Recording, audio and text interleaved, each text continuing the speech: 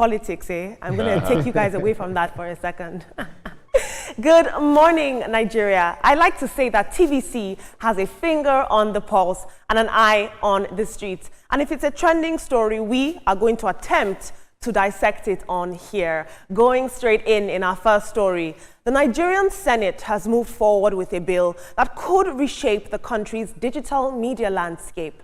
Now, it's sponsored by Senator Ned Munir Nwoko, APC Delta North, and the proposed amendment to the Nigeria Data Protection Act aims to enforce stricter regulations on bloggers and social media platforms. Take a look at this.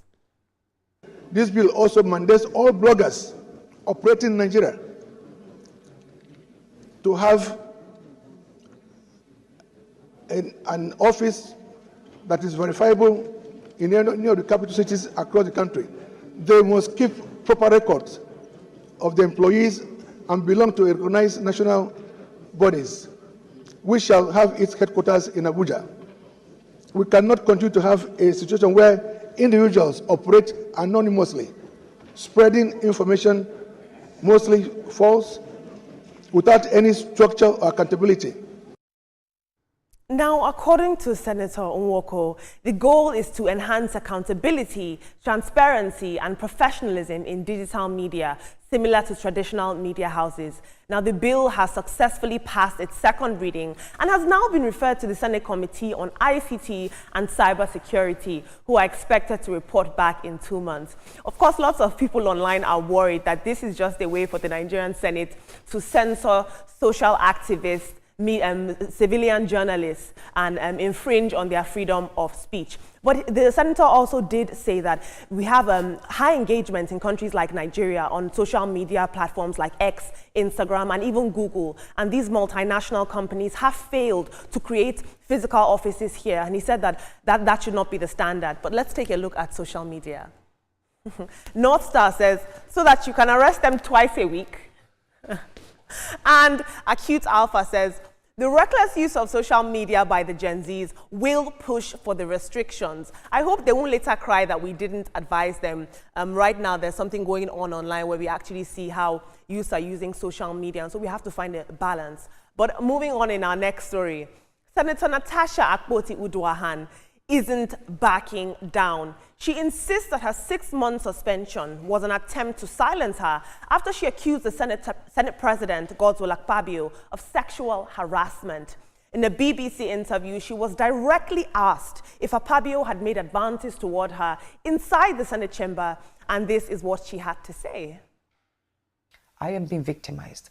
My suspension is a means of silencing me. We're women, we know what it means when a man squeezes our hands in a suggestive way. And he went, now that you're in the Senate, I will make an opportunity for us to come here and have a good moment, you know, along that line. Did the Senate President ever make any sort of advances towards you in the chamber or in the Senate? There was a time I rushed to work, forgetting to wear my ring. And there were about 5 senators there, and he was, oh, Natasha, you're not wearing your ring. Is this an invitation to treat? You know, statements like this. It's clear that Senator Natasha's stance remains resolute, but the Senate Deputy Chief Whip, Onyekachi Onwaibonyi, has dismissed her allegations, and he said that Akpabio has never once approached her. I'm going to take a look at social media. Lagos landlord says, Natasha, stop this emotional game for heaven's sake. The BBC should kindly do a proper report about this issue, not one-sided reporting. Let her provide concrete evidence, like text messages, to prove all of these allegations. She once did it to Reno as well, and later pulled down her post. And Ubong Abia says, that statement isn't sexual harassment, but an abuse of office and power. Senator Natasha should know this. Bring out evidence of sexual harassment, because Nigerians are behind you. No one should be cowed to silence. I have never seen someone use the Fourth Estate so effectively, Ibrahim Anetoma. On one hand, we're seeing a senator using social media to, push for her cause to the best of her ability. On the other hand, we're having the same Senate saying, we want bloggers to have physical addresses. Let's know where your office is. Physical addresses, that's why it's called virtual. Yeah, I don't. It's a suggestion. Let's see how it goes. And for my dear Natasha, just let it be. I mean, the interviews here and there, the insistence and all that, you're beginning to lose those that are supporting you. Well, talking about the bloggers who are asked to have physical offices in Abuja and then operate certain way, just the way the mainstream media have been operated for accountability, social responsibility and all of that. Others have been arguing that, listen, this is a stifle for the a gag or stifle of the freedom of information as guaranteed by the Constitution and also the article of the United Nations Charter. So, but in all of these, I feel that it's a conversation. It will be brought to the committee stage. You know, we hope that it will be debated on the floor of the National Assembly, as well as invite people to have this debate on this law and see how it pans out. But we have to do everything to ensure that we do not stifle freedom of information. But though they say there is freedom of expression, but freedom after speech is what we can guarantee.